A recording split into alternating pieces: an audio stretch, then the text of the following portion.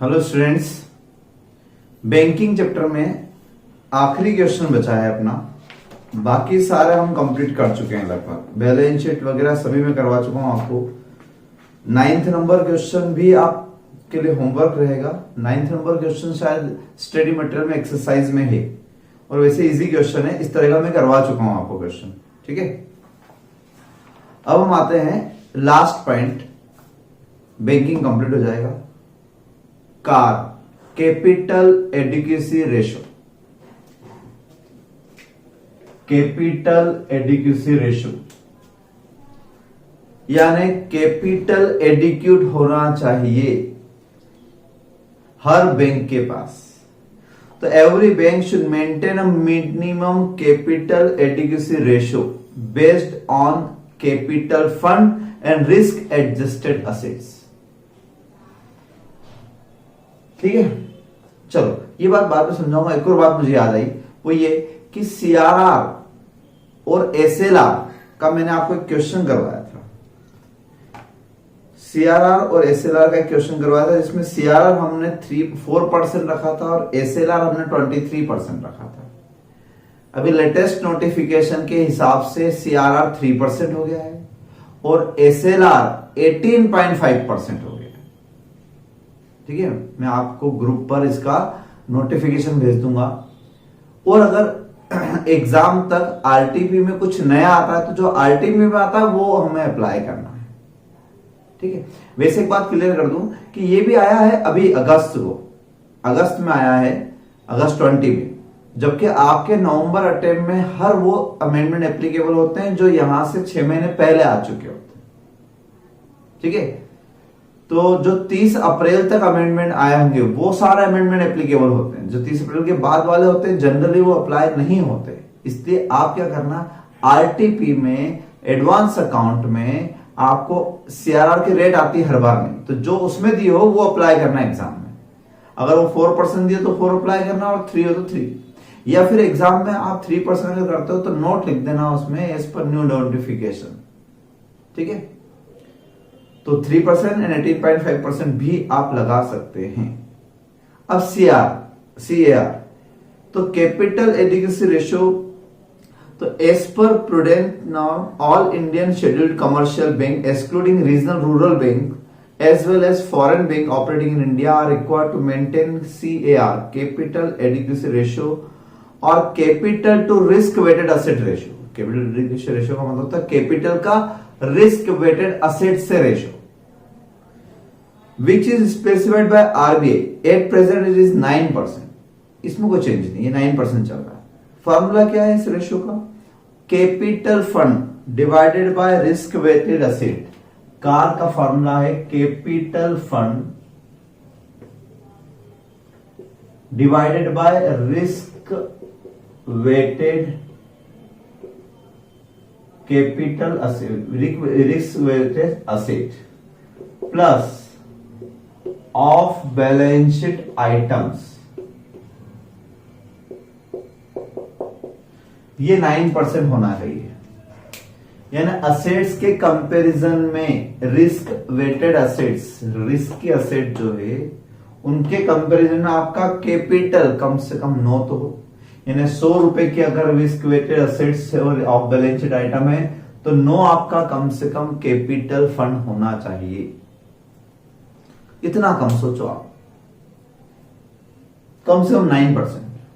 अब ये समझना जरूरी कि सर कैपिटल फंड क्या होता है, रिस्क वेटेड एसेट्स क्या होती है, ऑफ बैलेंस शीट, 3 चीज। तो पहले 3 की डेफिनेशन समझते हैं। कैपिटल फंड में 2 आते हैं। कैपिटल फंड 2 तरह की होती है, टीयर 1 एंड टीयर 2। कुछ लोग इसको टायर भी बोलते हैं। Tier 1 capital, tier 2 capital. Tier 1 capital में कौन सी आती है? तो tier 1 capital also known as core capital. Capital fund में 2 चीज आती है, tier 1 and tier 2 capital. Tier 1 means core capital, core मतलब main capital, permanent capital, most permanent capital and readily available support to bank against unexpected losses. तो जो permanent capital होती है वो टीयर 1 में आती है। और परमानेंट कौन सी होती है आप सब जानते हो, तो टीयर 1 कैपिटल में क्या आता है? टीयर 1 कैपिटल में आता है, देखो नीचे लिखा हुआ भी, the element of tier 1 capital includes paid up capital, ordinary shares, equity और प्रेफरेंशियल नहीं। स्टैट्यूटरी रिजर्व जो आप बनाते हो ना रिजर्व, वो। अच्छा, रिजर्व के बारे में एक और बात बताएं कि स्टैट्यूटरी रिजर्व जो मैंने आपको 25% बताया है वो कंपल्सरी मैंडेटरी होता है, मतलब क्वेश्चन में नहीं भी दिया तो भी बना के आना एग्जाम में भी। स्टडी मेटल में भले ही ना बनाया हो लेकिन बनाना चाहिए वो हमेशा। तो वो रिजर्व, वो फ्री रिजर्व होता है एक्चुअली। वो स्टैट्यूटरी रिजर्व है, वो भी परमानेंट कैपिटल का पार्ट है, प्रॉफिट में से निकाला हुआ पार्ट है। And other disclose free reserve, जैसे जनरल रिजर्व आप लिख लो चाहो तो। फ्री रिजर्व किसको बोलते हैं? जिसके अगेंस्ट में कोई लायबिलिटी ना हो, जैसे डीआरआर। डीआरआर फ्री रिजर्व नहीं होता, तो डीआरआर नहीं, बाकी जो रिजर्व होते हैं which are available for distribution of dividend और एनी अदर पर्पस, फ्री है जो, तो free reserve including share premium. तो यानी टीयर 1 कैपिटल में आपकी कौन कौन सी कैपिटल आ गई? इक्विटी शेयर कैपिटल आ गई, ये परमानेंट होती है। स्टैट्यूटरी रिजर्व आ गए, ये परमानेंट होता है। शेयर प्रीमियम अकाउंट हो गए, ये परमानेंट होता है। फ्री रिजर्व्स होते हैं, वो परमानेंट होते हैं, वो आ गए आपके।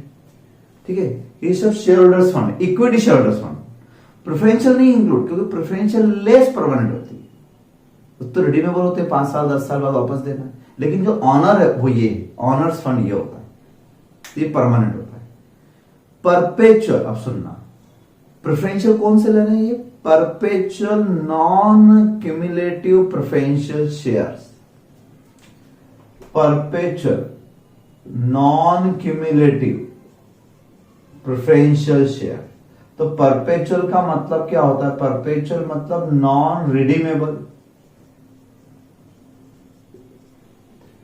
परपेचुअल मतलब लगातार चलेंगे, यानी परपेचुअल लगते रिडीमेबल होगा, रिडम्पशन होगा ही नहीं। तो ऐसे प्रेफरेंशियल शेयर अब तो इश्यू नहीं होते, लेकिन पुराने हो तो ठीक है, अब तो सारे रिडीमेबल होते हैं, लेकिन पुराना अगर हो तो फिर वो नॉन रिडीमेबल, यानी रिडम्पशन करना ही नहीं। जब रिडम्पशन ही नहीं करना तो परमानेंट होगा ना, तो वो प्रेफरेंशियल शेयर याद है। और नॉन क्यूमुलेटिव, यानी उस पर डिविडेंड एक्यूमुलेट नहीं होगा। ठीक है, तीसरा इनोवेटिव परपेचुअल डेट इंस्ट्रूमेंट्स।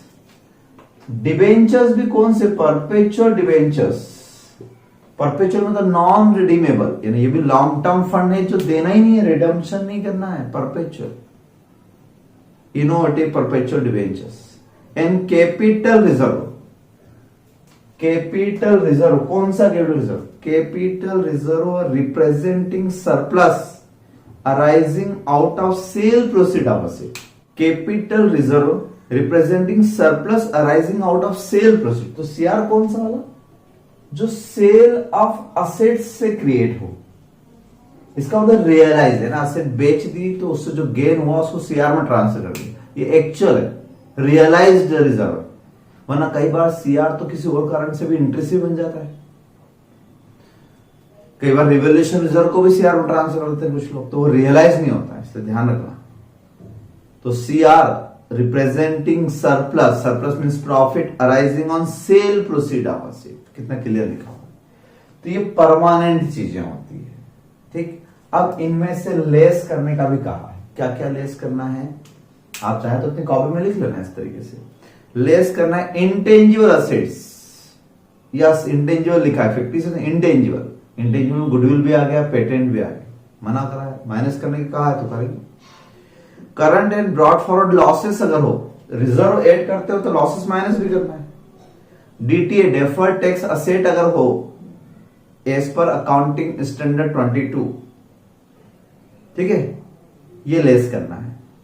और एक लिख लो वहां पर fictitious asset, fictitious asset like preliminary expenses, इस तरह की चीजें होती है ना, ये भी माइनस, क्योंकि लॉस होती है एक तरीके से, क्या है लॉस है, तो प्रॉफिट प्लस करते लॉस माइनस करना है। ये प्लस माइनस करने के बाद आपकी टीयर 1 कैपिटल आएगी, मींस परमानेंट कैपिटल आएगी। और सही मायने में इसी को हम बोलते हैं ऑनर्स फंड। शेयर होल्डर का यही तो रहता है, सब शेयर होल्डर के तो रहते हैं, सारे प्रॉफिट भी सारे लॉस भी। अब टीयर 2 में क्या आएगा? तो टीयर 2 के बारे में लिखा है comprise element that are less permanent in nature and are less readily available than those comprising tier 1 के। tier 1 से थोड़े कम परमानेंट होते हैं लेकिन कम होते हैं, लेस परमानेंट। इसमें क्या क्या आएगा, अनडिस्क्लोज रिजर्व्स। ठीक है, अब अपने को ज्यादा डीप में नहीं जाना कौन कौन से होते हैं। अनडिस्क्लोज रिजर्व नाम से अगर आता है तो वो। रिवैल्यूएशन रिजर्व पूरा नहीं लेना है, revaluation reserve after deducting 55% as discount on prudent basis. मतलब ये रूल बना है, इसमें आप कुछ चेंज नहीं करेंगे। 100 रुपए का रिवैल्यूएशन रिजर्व है तो 55 माइनस करके 45 ही बाहर लिखोगे। कैपिटल में कितना इंक्लूड होगा, टीयर 2 में 45, तो 55 माइनस करना है। क्योंकि आपने जितना रिवैल्यूएशन किया, ये मानते हैं प्रूडेंट के हिसाब से जरूरी जितना पैसा वाकई रियलाइज हो ही जाएगा। इनका मानना है 55% हटा के 45 ही रियलाइज हो, और वाकई अगर असेट बिकी गई है तो फिर यहां आ जाएगा सीआर में। तो रिवैल्यूएशन सेकंड नंबर में लेना है, लेकिन 55 लेस करके। General provisions and loss reserve अगर हो, यानी कोई प्रोविजंस, जनरल रिजर्व की बात नहीं करना, जनरल रिजर्व तो फ्री रिजर्व होता है, वो तो ऊपर आएगा। हाइब्रिड डेट, ये थोड़ा सा समझ ले। कौन से debts, debt capital instrument eligible for inclusion in tier 2 and perpetual cumulative preferential shares. सुनना तेरा, तो एक तो डिबेंचर्स आ गए, ऊपर वाले में डेट पेंडल है। यानी सही बताऊं तो टीयर 2 कैपिटल में जनरली दो ही चीज मेन आती है। एक तो आता है रिवैल्यूएशन रिजर्व 55% लेस करके, ठीक है। दूसरा आता है एक अनडिस्क्लोज्ड रिजर्व, ये भी बहुत कम होते हैं हालांकि। अनडिस्क्लोज्ड रिजर्व अगर क्वेश्चन में दिया हो ऐसे नाम से तो, है ना। और डिबेंचर्स आते हैं खासतौर से, डिबेंचर्स यहाँ आते हैं, डिबेंचर वहां नहीं, वहां कौन से डिबेंचर आते हैं, परपेचुअल नॉन रिडीमेबल, जबकि होते नहीं ऐसे, बट फिर भी हो तो वहां लिखेंगे। और जो रिडीमेबल होंगे वो यहाँ आएंगे। ऐसे यहां कौन से प्रेफरेंशियल शेयर आए थे, परपेचुअल नॉन क्यूमुलेटिव। तो क्यूमुलेटिव अगर हुए, परपेचुअल क्यूमुलेटिव हुए तो यहां आएंगे, और रिडीमेबल अगर हुए तो भी यही आएंगे। तो इसके अलावा सब इधर आएंगे, इसलिए बहुत सारे लिखे हुए हैं। अगला लिखा redeemable non cumulative, non cumulative लेकिन रिडीमेबल हो तो भी उधर आएंगे, रिडीमेबल क्यूमुलेटिव हो तो भी उधर आएंगे। तो आप तो सीधी सी बात करो कि जितने भी अदर प्रेफरेंशियल शेयर्स होंगे वो सब यही आएंगे, ठीक है। बस इतना याद रखना, सबऑर्डिनेट डेट्स वगैरह की जरूरत नहीं है। तो टीयर 2 कैपिटल में बहुत कम चीजें आती है आपकी, और टीयर 1 में जाता है। ये दोनों मिलाओगे तो हो जाएगा कैपिटल फंड। अब सर ये क्या होता है, रिस्क वेटेड एसेट। तो आप देखें रिस्क वेटेड एसेट के बारे में, वैसे तो बहुत बड़ी लिस्ट है, हर एसेट की वेट दिए हुए हैं। बैंकिंग रेगुलेशन एक्ट में ही फिक्स है वेट, कितना रिस्क वेट, तो उससे इंटू करके वेटेड एसेट निकालना है। जैसे यहां पर दिखा, in a brief important weights for the purpose of ascertaining CAR are as under. Important weights जो काम आते हैं खास तौर से, जैसे cash balance and balance with RBI. तो जो असेट होती है, असेट कितनी सारी होती है पढ़ना पड़ा, तो cash and balance with RBI, इसमें कोई रिस्क होती है क्या, नहीं होती। इसके रिस्क का परसेंट कितना दिया है, 0%। इसका रिस्क वेट कितना दिया है, 0%। इस असेट में कोई रिस्क नहीं, बैलेंस आरबीआई के पास पड़ा और आपका पड़ा है, कोई रिस्क नहीं। Balance with current account with other banks अगर पड़ा है तो 20% रिस्क है। इन्वेस्टमेंट इन गवर्नमेंट सिक्योरिटी है ना, इसलिए 0 रिस्क। और अदर इन्वेस्टमेंट हुए तो 100% रिस्क है। किसी कंपनी में शेयर खरीदे तो 100% रिस्क है, रातों रात कंपनियां खत्म हो जाती कई बार। Loan advances guaranteed by government, फिर गवर्नमेंट आ गई इसलिए 0 रिस्क है। और अदर लोन एंड एडवांसेस हुए तो 100%। बैंक प्रेमाइसेस फर्नीचर पर 100 एक्सेट्रा, इन सब पर भी आपको 100% रिस्क है। थोड़ा सा ऊपर नीचे हो गया उसको देखना, 100% रिस्क है। क्यों, भूकंप आ गया सब खत्म। और of balance sheet items, of balance sheet यानी बैलेंस शीट के बाहर जो लिखी रहती है, कंटीजेंट लायबिलिटी लिखी होती है ना, LC letter of credit, LG letter of guarantee, bill accepted, an endorsement बता था कंटीजेंट।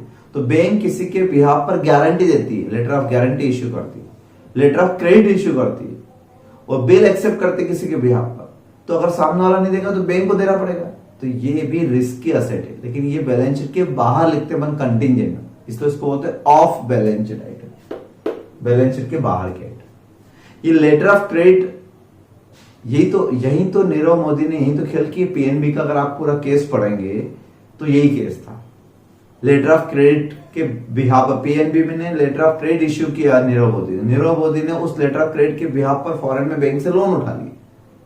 अब लेटर ऑफ क्रेडिट किसने इश्यू किया था? बैंक ने, पीएनबी ने। तो नीरव मोदी अगर नहीं देगा तो इसको देना पड़ेगा, पीएनबी को देना पड़ेगा। यही करना सकता है। ऐसे बैंक गारंटी में यही तो होता है, बैंक ने अगर गारंटी दी है तो अगर सामने वाला देगा तो बैंक को देना पड़ेगा। तो ये गलतियां हुई थी पीएनबी में, ठीक है। Non funded exposure to real estate को अगर आपने कोई लोन दिया बड़ा तो उस पर 150% की रिस्क, जितना पैसा दिया वो भी डूबेगा और ब्याज भी डूबेगा, इसलिए 150% रिस्क। तो ये रिस्क के परसेंटेज दिए हैं आपको और ऑफ बैलेंस शीट आइटम्स दिए हैं, इनको टोटल लगा लेंगे तो आ जाएगा, ठीक। 9% होना चाहिए। कैसे? चलो प्रैक्टिकल करके समझ लेते हैं। आप इसके नीचे 2 इलस्ट्रेशन दिए, 2 में से एक मैं करवाता हूं, एक आपको करना है। हालांकि आपको दोनों रिपीट करना चाहिए। एक आप डायरेक्ट कैलकुलेटर पे कर सकते हैं और एक को कॉपी में सिस्टमेटिक लिख के करना, वो बल्कि दोनों को लिख के करो तो बहुत अच्छी बात है। कौन सा करवाऊं मैं? ये करवाता हूं 20। On 31 March West Bank has following capital fund. एक तरफ कैपिटल फंड दिया हुआ है, तो सबसे पहले एग्जाम में तो आप कार का जो अपना फॉर्मूला है वो लिख देंगे, टियर 1 कैपिटल, टियर 2 कैपिटल वगैरह ऑफ बैलेंस शीट। फिर आप क्या लिखेंगे? सबसे पहले tier 1 capital means core capital, permanent capital which includes following: equity share capital paid up 52.50 lakh, ठीक है। एसआर स्टेचुटरी रिजर्व 26 का, ये भी कोर कैपिटल में आता है। फिर है कैपिटल रिजर्व लेकिन 2.8 करोड़ का है from revaluation of asset in balance due to sale. तो रिवैल्यूएशन हुआ तो टियर 2 में आता है और बचा सेल के कारण है। तो जो CR representing sale of asset हो वो यहां लेते हैं। तो 5 में से 2.8 तो रिवैल्यूएशन है, बचा 2.20, ये यहां लेंगे, ठीक है। शेयर प्रीमियम 3, शेयर प्रीमियम ये भी यहीं आती है। जनरल रिजर्व 5, ये यहां आएगा। Of balance sheet item accepted enrolment, of balance sheet item तो नीचे वाला फिगर है, बाद वाला। तो ये हुई टियर 1 कैपिटल। ये प्लस करने वाले आइटम होंगे। लेस क्या करते हैं? तो लेस करने के लिए आपको अपोजिट साइड में देखते हैं क्या दिया है। आखिरी में इंटेंजिबल असेट्स दे रखी 10 की, इंटेंजिबल असेट्स 10 की। एक तो ये माइनस करना है, और अगर कोई लॉसेस होते, प्रिलिमिनरी एक्सपेंसेस होते, है ना, तो वो भी हम माइनस करते, बट फिलहाल नहीं है, ठीक है। फिर टियर 2 कैपिटल, इसमें क्या क्या आता है? तो इसमें आते हैं डिबेंचर्स या रिवॉल्यूशन रिजर्व। मैंने कहा था ये 2-3 चीज खास तो आएगी, प्रेफरेंशियल शेयर कैपिटल, डिबेंचर्स और रिवॉल्यूशन, 3 चीजें आती है। प्रेफरेंशियल तो कहीं दिखे नहीं मुझे, लेकिन याद होना चाहिए। डिबेंचर्स भी आएंगे। सिंपल प्रेफरेंशियल वर्ड लिखा तो नीचे लिखना, क्लियर लिखा नॉन क्यूमुलेटिव परपेचुअल प्रेफरेंशियल तो ऊपर लिखना, अदरवाइज प्रेफरेंशियल सिंपल रिडीमेबल ही होते, इसलिए लेस परमानेंट में आएंगे, फिलहाल नहीं है। और रिवॉल्यूशन है, तो रिवॉल्यूशन रिजर्व जो है वो 2.8 का है, लेकिन अभी हमने पढ़ के आया इस पे डिस्काउंट कितना देना है? 55%। डिस्काउंट नाम का इस्तेमाल किया, एक्चुअली को डिस्काउंट किसी को देना पड़ेगा। 55% यानी 1.54 माइनस कर देते हैं तो बचा 1.26। बस टियर 2 कैपिटल में एक ही कैपिटल है, ठीक है। टोटल लगा लेता हूं मैं 52.5, 26, 2.2, 3, 5 और -10, 78.70 करेक्ट है ये। 52, 26, 2.2, 3, 5, 10, ठीक है। ये माइनस कर देते हैं, चलिए 78 इसमें से 78.7 माइनस 1.26, 77.4। ये आ गया आपका कैपिटल फंड। क्या आ गया? कैपिटल फंड जो हम ऊपर लिखते हैं। दूसरा हम लाते हैं रिस्क वेटेड असेट।